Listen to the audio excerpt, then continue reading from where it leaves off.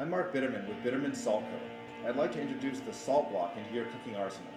Here are some tips and tricks when using it. Today we're going to go from cold to hot with 2 recipes. Note that once you heat the block, it'll lose some of its beauty and it won't be as ideal for serving. Before you make a cold dish, stash your block in the freezer or refrigerator for at least 2 hours. The longer the food sits on the block, the saltier the food will get.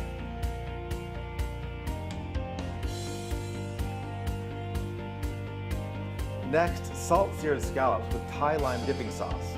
We're going to heat up the block slowly, then sear. Put the block on the stove and turn it to low for 15 minutes. After 15 minutes, turn it up to medium and let it sit for another 15 minutes. Then turn it up to high and wait 15 minutes before you start cooking.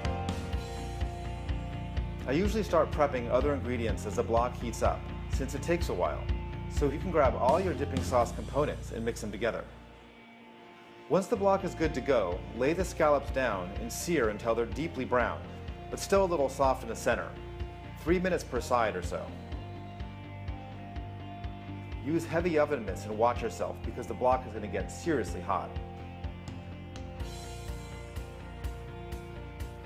And once you're done, let the block cool before cleaning. It'll take about 3 hours. Once it's at room temperature, you can scrub away with a wet sponge, but don't run the block under water. Salt is naturally antimicrobial, so you don't use any soap.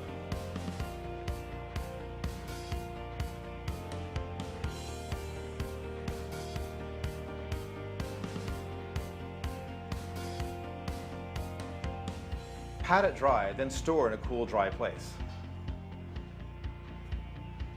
For more in-depth how-tos and recipes, you can check out my book, Salt Block Cooking.